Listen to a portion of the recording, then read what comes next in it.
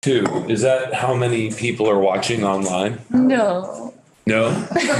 That's channel 2. That's how many- Just from your district. It's how many participants. So I can't get a straight answer around here, can I? It's a Laura and then it's this TV, I think. Okay, so we're the only ones watching? No, on It's like- YouTube you can. Just the people that are logged in on Zoom. It's the number of Zoomers. I see, not people logged into YouTube. Right, we are not able to tell from that, but if you went onto YouTube, I think you can see how many people were. That would scare me. There's a co-host and it goes to 3.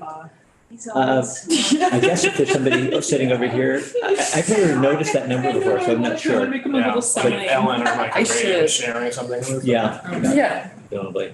What? You know, Chairman Durfee, Yeah. it's clearly people are watching because I've had more people come up to me in the building who I don't recognize and I don't have one of these brass stickers on. Yeah, Said, oh, you know that testimony, but appreciate that. So there are people out there there are people out that there. are yeah. following Yeah. on YouTube. Yeah. It's interesting. So so just to reiterate, our afternoon's agenda, we have scheduled for 3:00. We're gonna have Mike O'Grady come in and we'll wrap up the miscellaneous ag bill. Representative Pearl has agreed to report that. And that will, if we vote that out today, that will be on the calendar tomorrow. And I don't think there's an appropriation in there to delay that bill. So it would mean Friday. Yeah. Guess I better figure out what's in it. Yeah. That'd be better. Sure you don't want a freshman to do that? And Friday would be, so Friday morning is when we're on the floor. Yep. And it'll probably be among many bills, I think, that will be coming up. Will that be a long morning, you reckon? Yeah, we will start at 9:30 and I'm sure we won't be here in the committee before lunch anyway. So anyway, so that we'll do that at 3 and then at 4:00 this afternoon, we have David Hall from Legislative Council will be coming in to go walk us through the bill that we took some testimony on today, H81. And that's not a really long bill. I don't think it'll take too long this afternoon, but I am aware that we're not starting until 4, so as you're all aware too. So we do have a little bit of time and we had, I know there was testimony this morning on H81 and then there was also testimony on H126 and wanted to see whether there was anything that anyone would like to share about what we've heard today or over the past couple of days.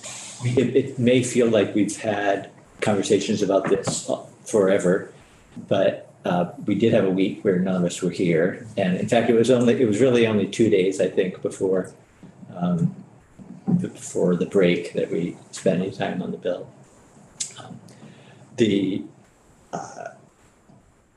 We don't have possession of the bill. It's in appropriations. I think it's going to be voted out probably today or tomorrow there. So we've heard lots of different testimony. Interested in if anybody has anything you want to share about that, reactions.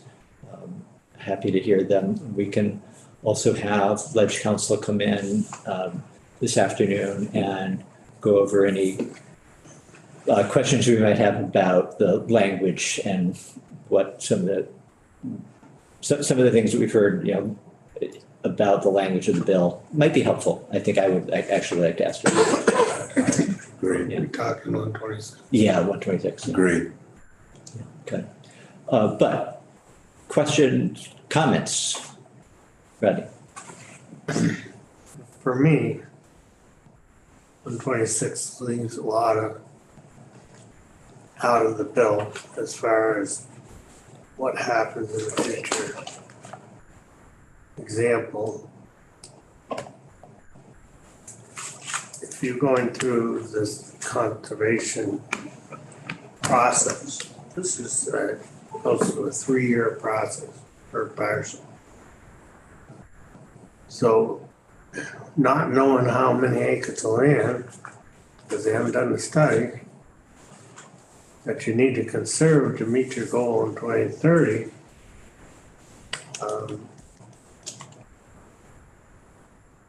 We don't really know what that's gonna take to do. I think the bill leaves that out. So then the concern is, and I've heard this concern from many people, is if they can't do it through the normal conservation process, are they gonna use some other tool to get there, such as forcing landowners to into something, some kind of an agreement that will not benefit anybody? That's a concern I'm hearing about a lot of things. And I think loggers have a valid point. How many acres will it leave for practices? We don't know.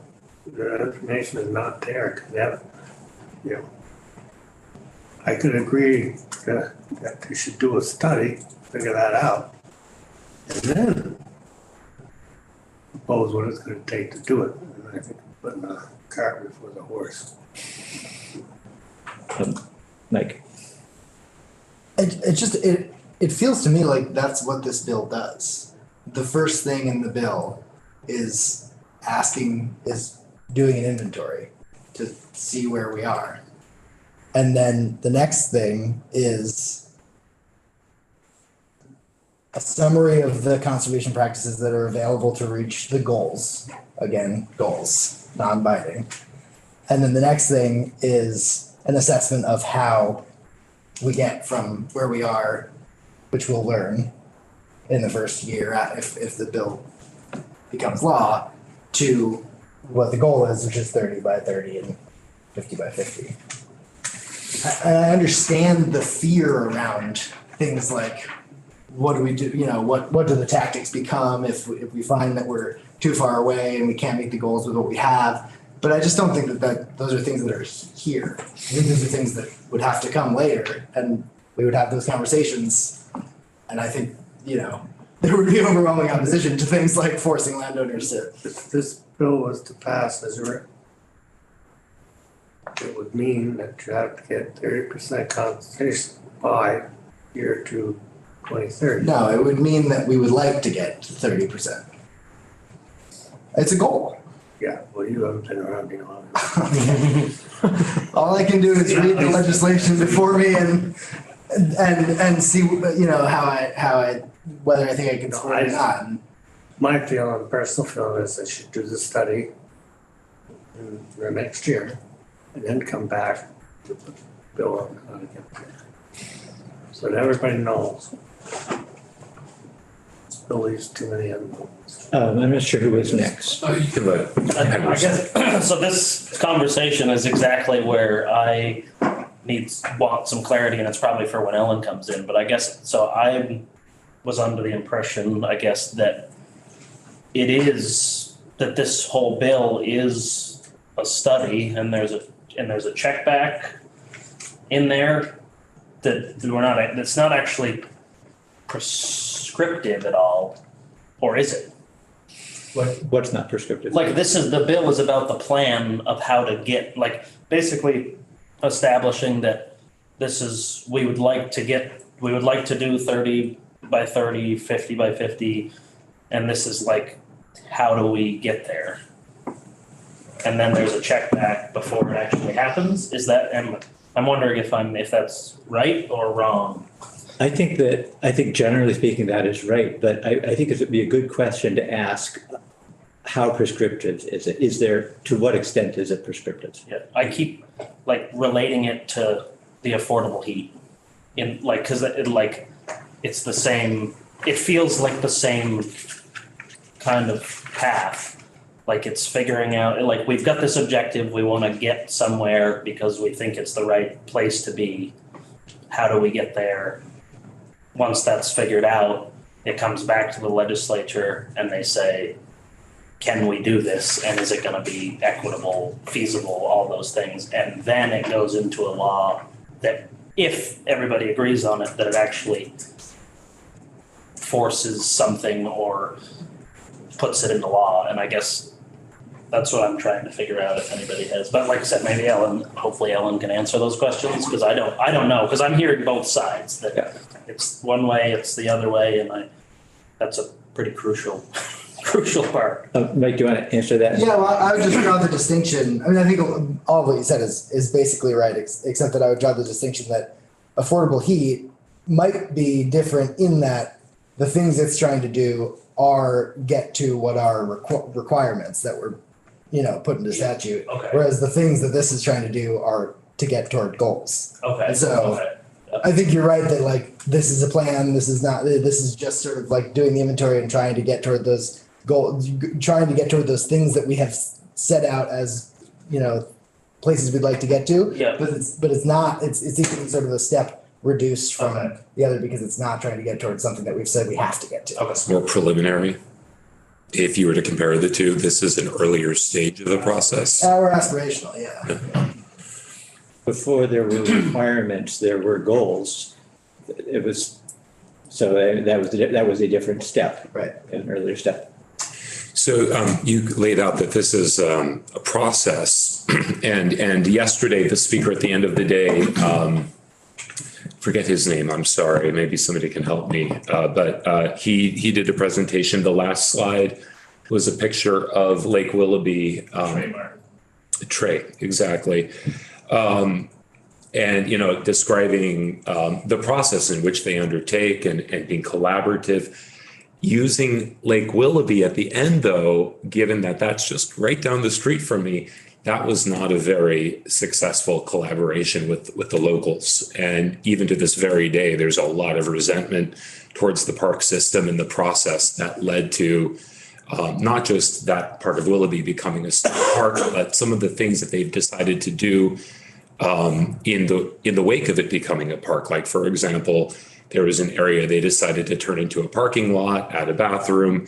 Whether or not that was a good idea or not, the community's process in the process that included the community in that was never a really positive one. The community's concerns weren't heard, but yet they went forward with the project. So I want to be really careful that we just don't look at the process as being, okay, there's a process involved, it'll be all right.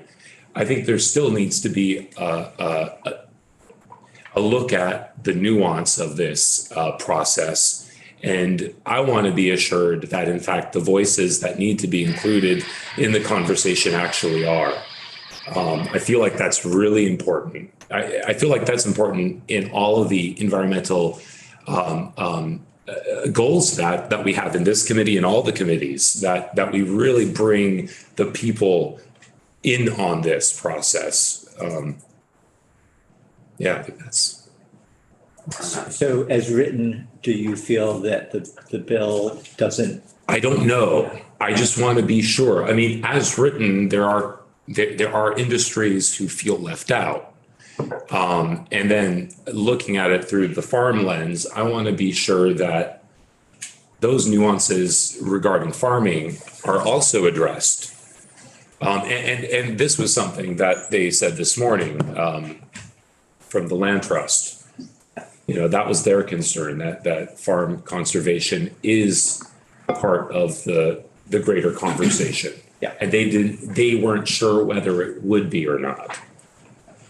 So like magic. My ears are ringing.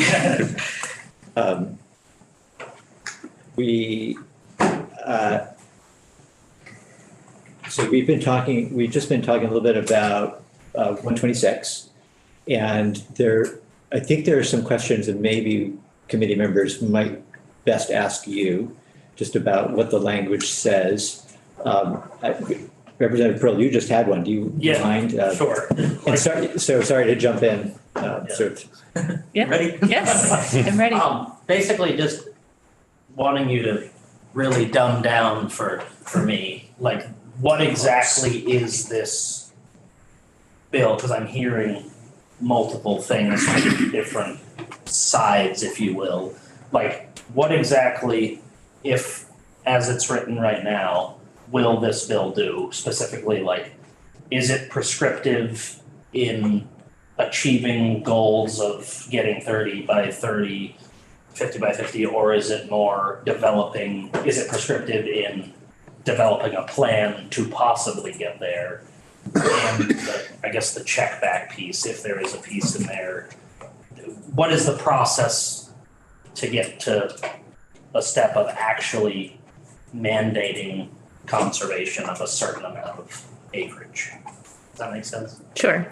Ellen Tchaikovsky, Office of Legislative Counsel. So H 126, as recommended by House Environment and Energy, would establish two goals in statute: conserving 30% of Vermont's total land area by 2030 and 50% by 2050.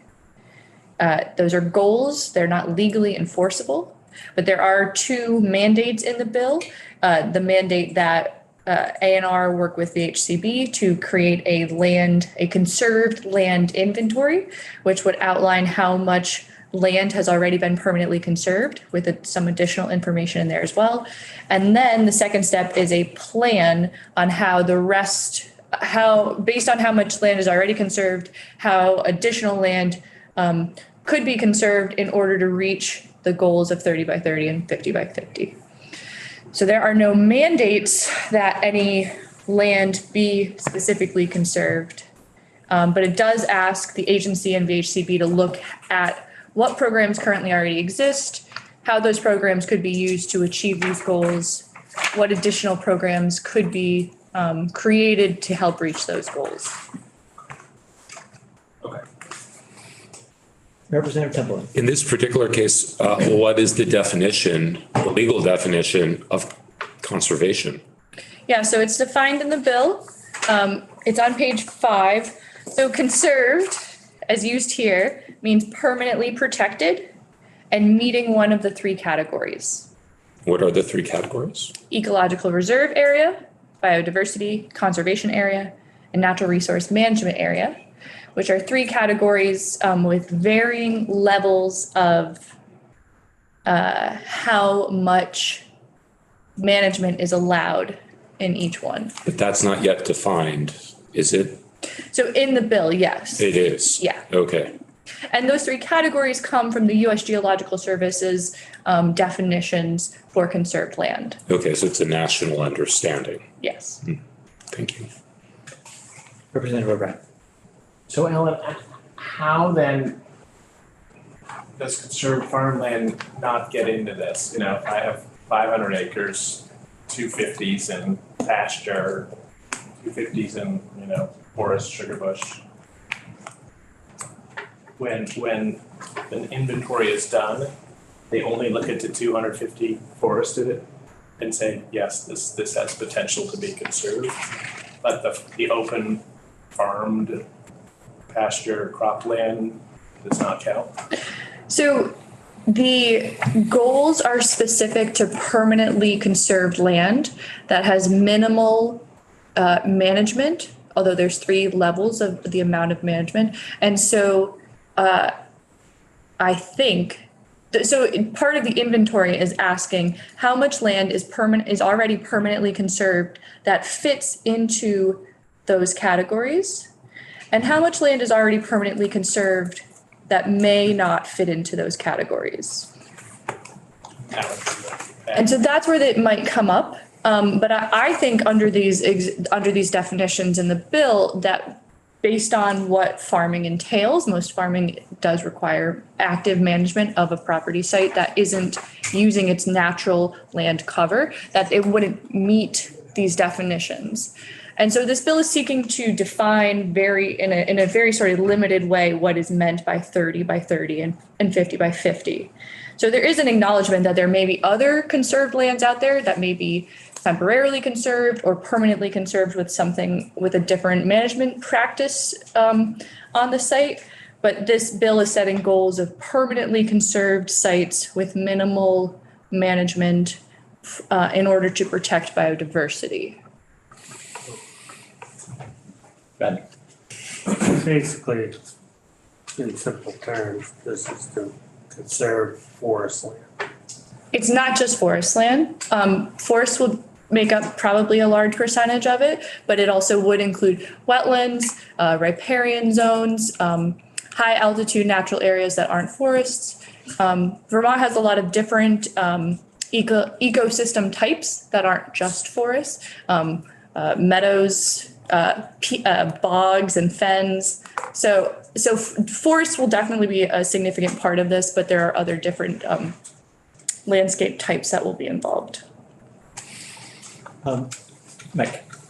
I would also just note sort of broadly to this conversation that the first step in what the plan shall include is a review of the three categories for conservation and suggestions for modifications or additions. And so it feels to me like that's the part of the process at which, if after the survey is done and we see what we have, what's conserved land in Vermont right now, what percentage of that land fits into each of these categories as defined, then the work would be done to say, okay, what are the other categories of land we came across? Do we need to add a category to these? Do we need to adjust the definitions as were set out in this bill moving forward to get toward the goal of 30 and 50?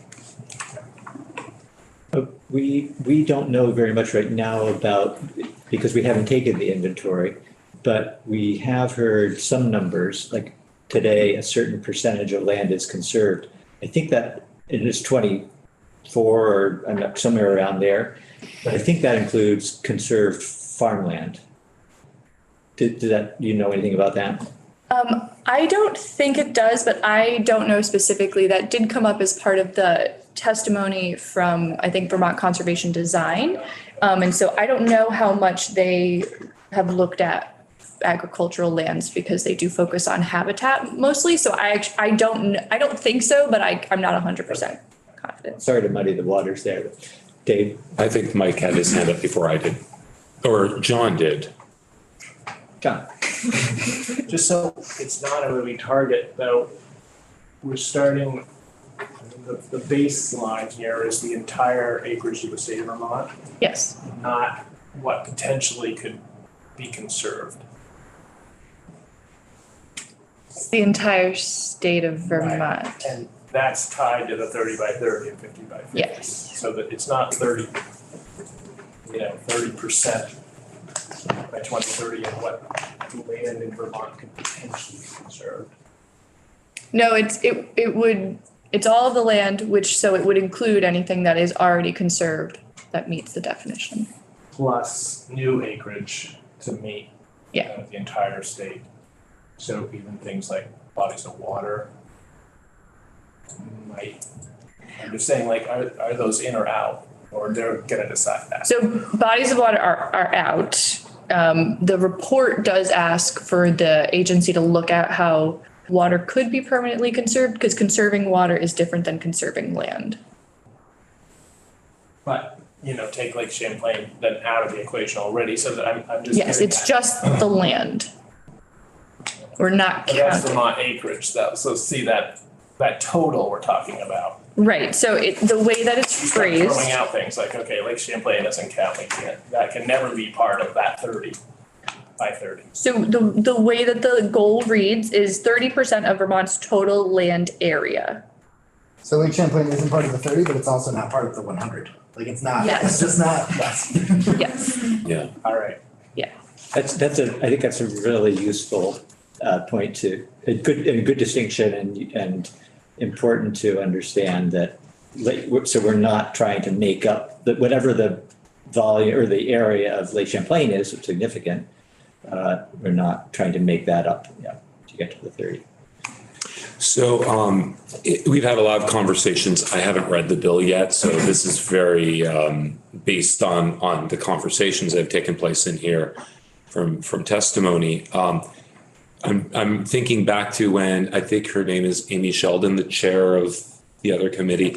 We were talking about land usage in terms of working landscape, and I was under the impression she was expressing that there would be space within the 30% or the 50% for working lands.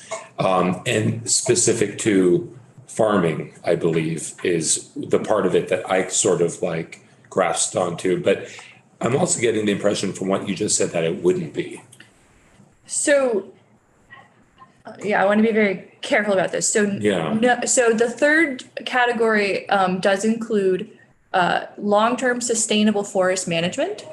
So that category will include forestry, sustainable forestry. None of the other categories involve agriculture in my interpretation. So it's not going to, in order to count towards the 30% or 50%, they need to be permanently conserved areas that have primarily maintain the natural land cover, which includes the habitats and biodiversity, which is one of the goals. So to count towards these categories, I don't think agricultural lands generally would fall into those categories. But they may in specific situations where, like, say, I'm just thinking like grazing in a meadow area, which isn't actually the best practice, but that would be both a natural environment and a agricultural overlay. I'm just wondering if that is captured within the spirit of this bill, or if that kind of practice is restricted. So I don't think so. I think potentially it would come down to the circumstances of what the form of the permanent protection. If there was hypothetically a conservation easement, maybe that did prescribe that it was the property was going to be largely maintained natural cover with some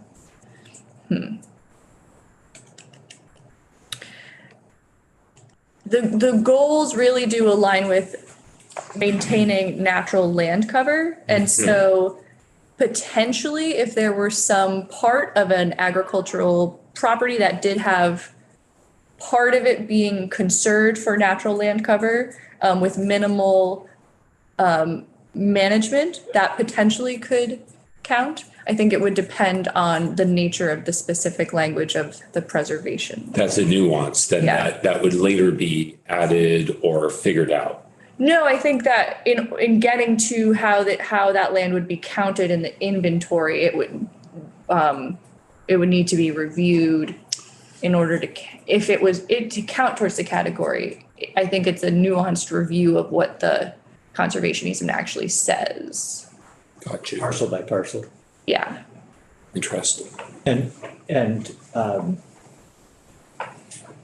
woods that are used for sugaring, Oh, good. how do they fit in?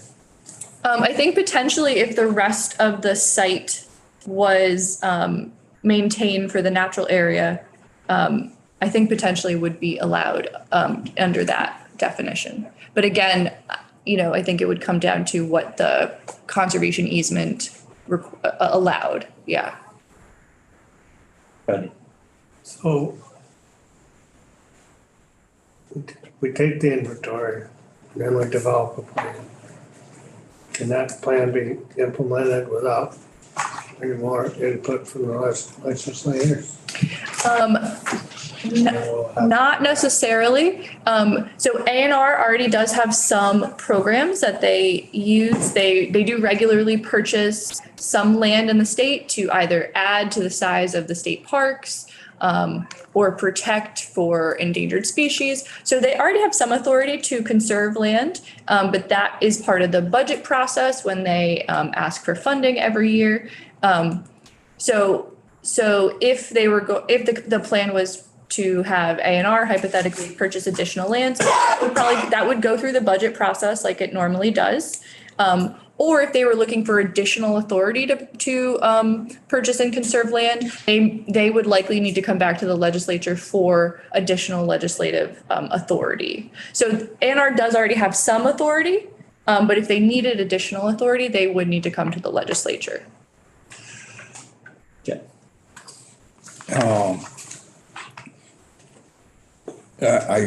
Following up on Rodney's comment, I'd written a note. Who pays for phase one, which is the inventory phase? And what is the projected cost of that? Is it Fish and Wildlife? Is it Agency of Natural Resources? So currently in this bill, there is a $75,000 appropriation from the general fund to the Vermont Housing Conservation Board to do both the inventory and the plan. Last year the bill passed without an appropriation, and so it was going to just come out of A&R's regular budget. This is appropriating additional funds for it. I'm not trying to correct you, but to do a statewide inventory of all the forests, let's say a typical forester who's successful makes 75 grand a year. That's one person. We're talking 200 plus million acres of land. I thought that appropriation was an attempt to cover expenses for outreach for people who might want to come and attend they are proposing after the bill is passed to have informational meetings. And if people needed transportation assistance and housing or childcare to attend that, because if you're telling me that this 2-year inventory of all of the state's forested land with other biologic diversity pockets within it, I'd say that sounds ridiculous to me. You mean the cost is high? No, you couldn't get an inventory. You know, they're big parcels that individual parcels you couldn't get done for that. So We're talking about the whole state. So what's actually, I think, going to happen, so the inventory process has already started. VHCB has already started working on it. They presented $75,000 as the budget that they thought they needed to complete this work.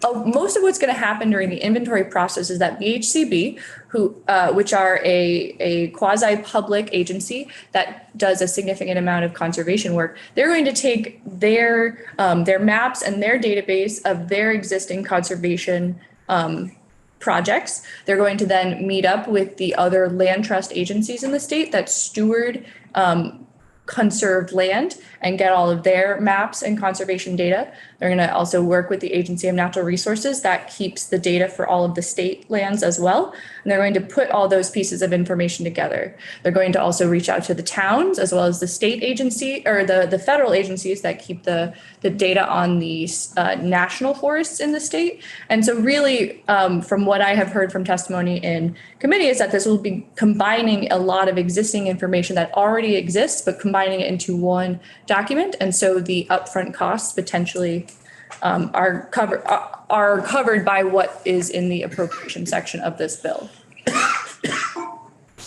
So the section 4, the appropriation talks about the 75,000. It does specifically say that it's for outreach and education. It doesn't talk about covering the costs of pulling the inventory together. It sounds like those costs are already being absorbed by VHCB, and we requested that the budget include full funding for VHCB. So it would presumably come out of their budget, whatever it eventually is. Does that sound right? Yeah. Yes. Just to follow up on that, I've worked on, let's say, 8 major projects with Vermont Land Trust, VFCB. This, just for, let's say, one of the participating partners, which is Stowe Land Trust in this case, the time for staff just to do a little, in this case, it was a 46 acre parcel, was very significant and was added to the cost. So was Vermont Land Trust time and staff. And I've seen small projects with staff time, professional staff, that's in the $30,000 to $40,000 range for one little project. So I don't understand it's not clear to me from what you've told us, you know, what that 75 grand covers. But, you know, I understood there has been criticism, and I'm one of the critics of a certain segment of the stakeholders that were not well represented in the development of that bill, particularly some of the 15,000 now under current use, forest land owners, the logging community, the forester community, and the forest products businesses were not, they felt, and I know this because they've reached out to me, they felt either disregarded or unincluded in that process. And given that they are a significant portion of the owners, in many cases for generations, but for years have been engaged in continual conservation efforts, management practices, sustainable practices, for all the diverse benefits that come from those forests, that 126 put money aside after it's passed to bring in an engagement of stakeholders who maybe feel they've been left out, and that money would go to support these various community outreach efforts. So if I'm incorrect that that's where that money was targeted for, then I'm wrong. I think if you read section 4, you'll see that you're right. I mean, the way I'm understanding your question, I think you are right, that it reads to support public education and outreach to inform the development of the plan. So, yeah. John. So Ellen, when the inventory's done, then there'll be two overlays, right? There'll be conserved land, permanently conserved land, with those three categories, right? Then also there'll be a map of those three categories on all non-conserved land. No. So it's not really an inventory of what we have in Vermont as far as biodiversity or managed forests, those three buckets, right? So at the end of the inventory, can't look at a map of Vermont and say, oh, here are those three categories on the map all over Vermont. So there will be the inventory of what is already permanently conserved Right. that fits into those categories. Okay. And so what's the second part? I thought there'd be an inventory of the second part being a plan of how to capture the land outside the permanently conserved, right? The non-conserved land that also have those three categories. No. So that would require an inventory of those three buckets all over Vermont. No. So what will happen then is that Vermont Conservation Design already exists, and it lays out the different habitats and their sensitivities and rarity in the state. And so that will be looked at as it is supposed to guide land conservation in the future.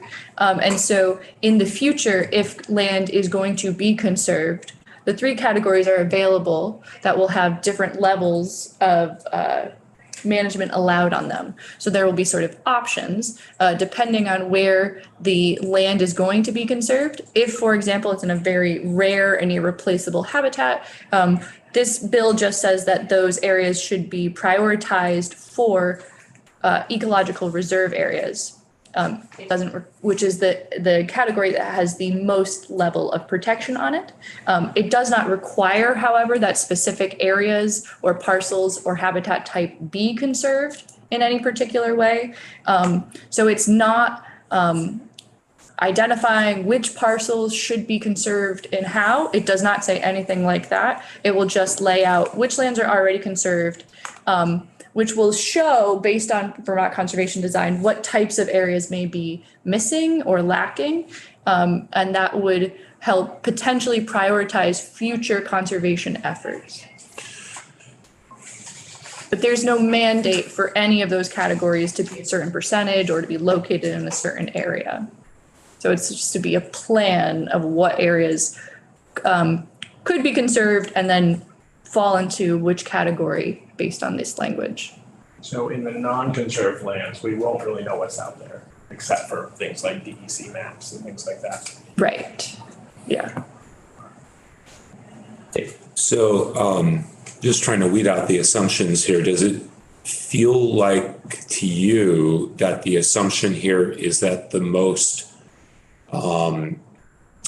sensitive lands that would receive the least amount of management, the assumption here is that management is contrary to the end goal of protecting sensitive areas?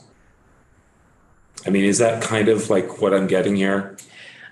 Yeah, specific types of management, yes. So it Okay. does allow for some, but yes, so sensitive habitats it is the goal to prioritize them for having the least amount of management, but it doesn't require that specifically. And but you were hinting that perhaps there is some level of management. What level of management is that, or is that not detailed yet? So in the bill, it just says allowed to proceed with minimal interference is the phrase that's used for the least amount of management. So it isn't, Is there a legal definition of interference? not yet. Not in this bill, no. Yes. But as I did mention before, a lot of these categories came from the federal system. And so I haven't spent a ton of time researching how some of these definitions are specifically used there. Thank you. Yeah, my sense has been, and correct me if I'm over reading here, but so that first category, that when you're ecological reserve area, minimal interference would not allow logging. Correct. I mean, so if there's a definition somewhere, it says that, or it makes it perfectly clear. So that category at least. The third category, so jumping over to the third category, which is the natural resource management area, would allow logging. Yes. Sustainably managed, yeah. Yeah. The category in the middle is less. Yeah, it's more vague. Yeah.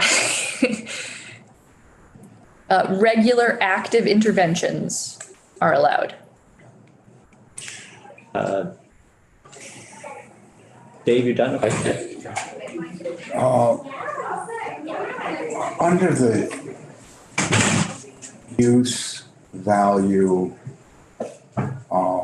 appropriation program, I guess it began a couple of years ago to add a category for those enrolled in the program that could set aside more sensitive areas or that they considered had old growth potential characteristics to be exempt from required management under the rules of UVA management plans. But that, and I know from experience that there are many landowners that are in the UVA program that don't really want to manage their land, but they're required to. But this change in 2021 enabled people to set aside significant parts of their land into that category and then exempt them from management responsibilities. And that hasn't been even mentioned or talked about in H126. And that's a new program. And as we know, it takes a while to alter or amend a management plan. And, you know, there are over 200 million acres in those plans. Just want to point that out. There's going to be some shifting from within current use value enrollees that isn't even considered in 126. So is that a question or just a? Well, it's an observation that 126 ignores. Mike? I just observed that current use value is not permanently conserved land. I'm well aware of that. I imagine you are, but I think that's probably why it's not dealing with it in 126, which is dealing with permanently conserved land.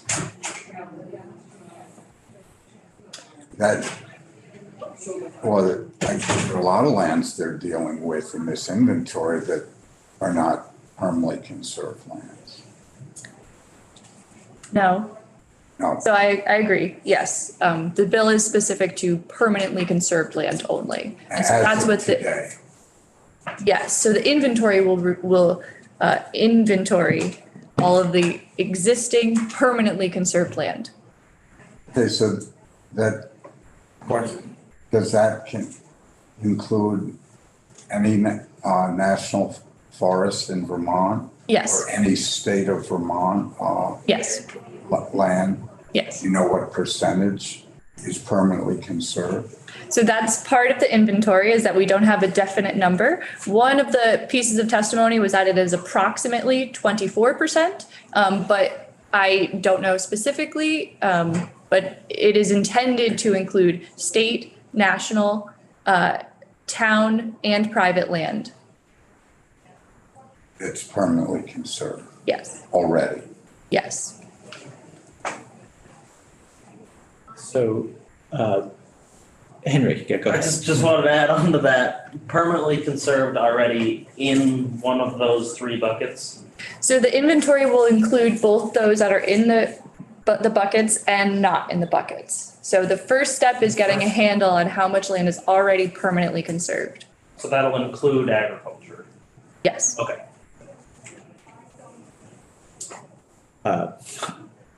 Okay, good. And just as far as national land goes, and we have federal wilderness land in parts of the Green Mountain Forest that's what we would presumably be counting for this inventory purpose. Yes. Yeah, okay. Otherwise, federal land, we don't have any control over it, and if it's is there conserved federal land that's not wilderness?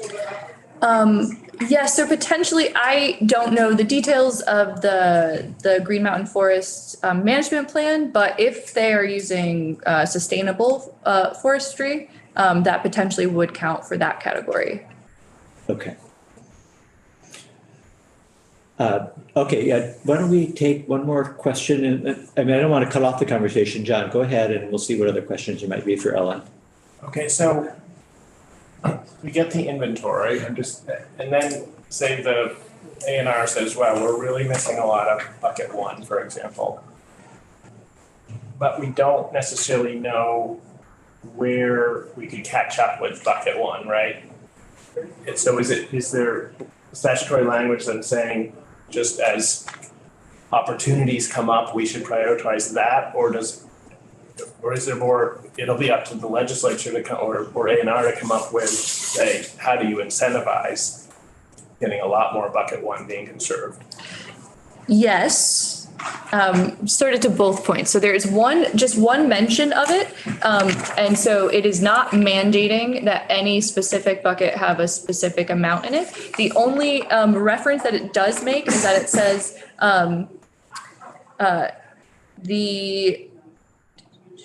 the percentages should be guided by Vermont Conservation Design, which does, identify which areas are rare. And it said prioritizing ecological reserve areas, the first category, to protect highest priority natural communities and maintain or restore old forests.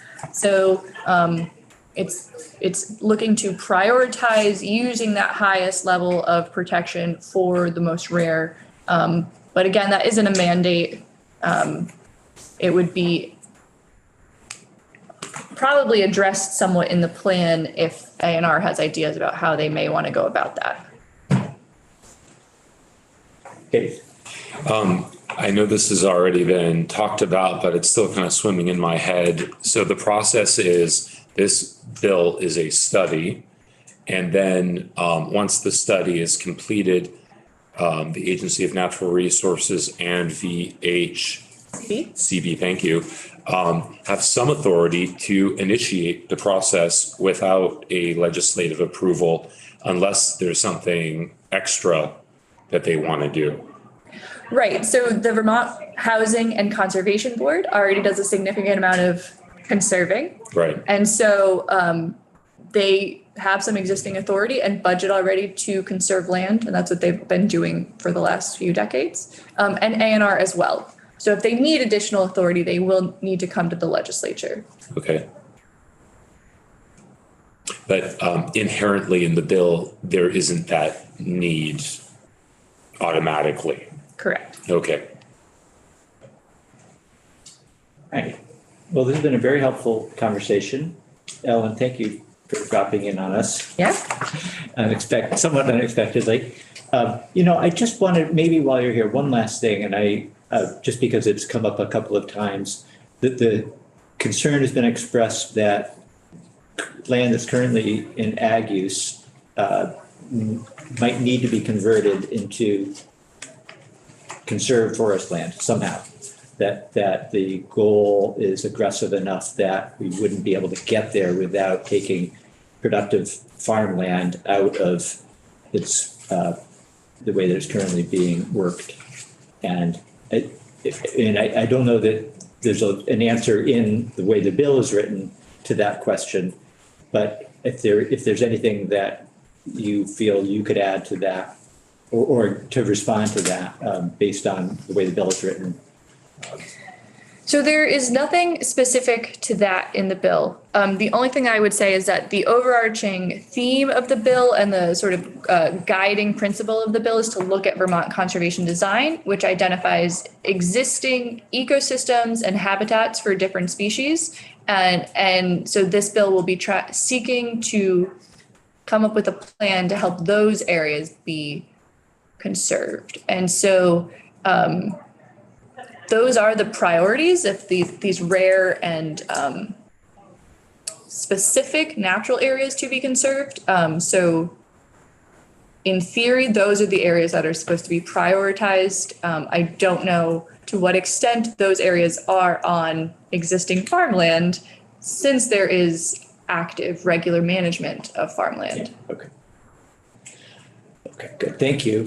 Why don't we, we'll excuse Ellen. We will go offline until 3:30. We will come back at 3:30 and jump in, and Mike is going to walk through the changes to the miscellaneous bill. Change, maybe a single change. I don't remember if it was more than one change. 4 lines. Okay, all right. Henry is going to be reporting the bill. Henry, I don't know if you want to take a minute to check in with Mike on any questions you might have about it, but